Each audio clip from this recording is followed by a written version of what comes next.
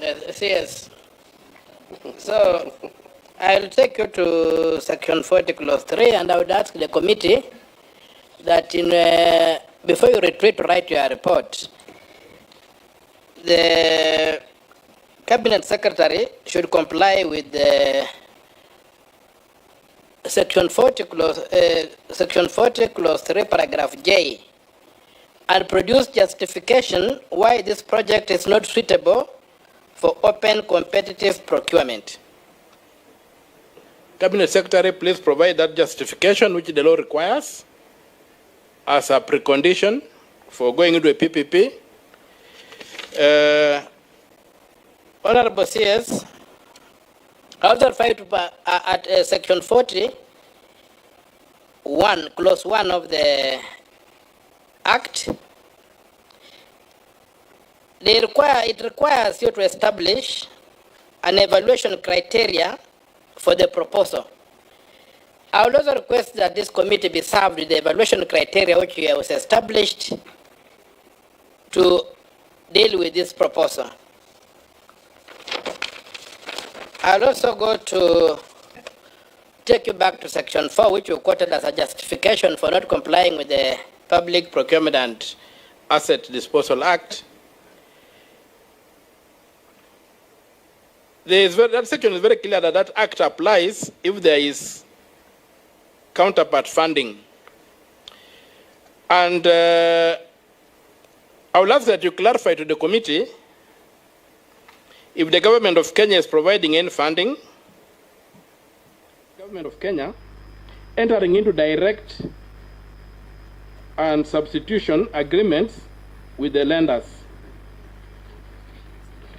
I will also persuade of listening to the CS, his argument is that the end justifies the means.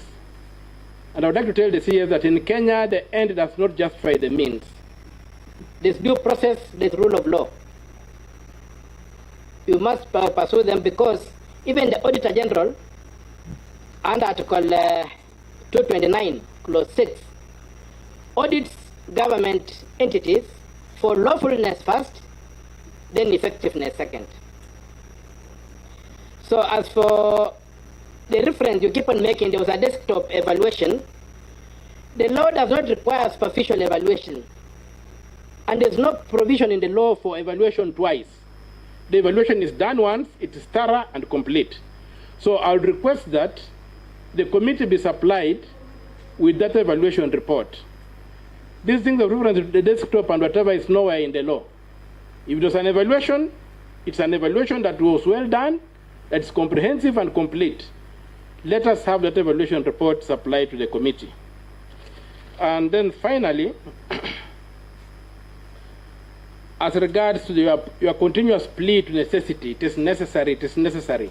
I want to give you a quote of what was said on the floor of the House of Commons some 300 years ago by William Pitt the Younger, who was a Prime Minister of Britain twice.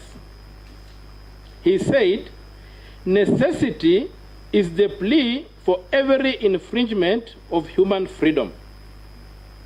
It is the argument of tyrants. It is the creed of slaves. In Kenya, we have a democratic government. We don't allow tyrants. And we are citizens. We are not slaves. So please observe the law. There's no option for this government but to observe the law. And what you have presented before us is an attempt not to overthrow the lawful dispensation of this country. You are going against the Constitution. You are going against the laws of this country. And even your 20 points that you are giving here in your return is cherry picking. You have chosen those parts that in the law that seem to justify what you have done and given them as 20 steps.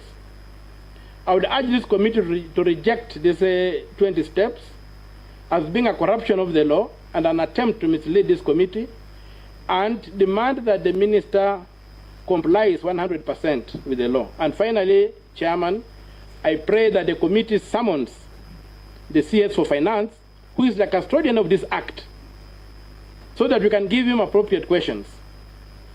I'm not a member of this committee, but given the enormity of the issue that was before this committee, I've left everything that I was doing to be able to be here. And I would love to meet the Minister for Finance because I've got issues with the way these things are done, and I'm very, very clear in my mind that CS for transport does not have the standing or the capacity to answer those questions lawfully so that they can go on record lawfully. He's a stranger to the exercise. I fully appreciate the decision of the committee to apply to invite him as maybe in charge of transport, but he is not the custodian of the PPP Act. We would like the custodian of the PPP Act to appear before this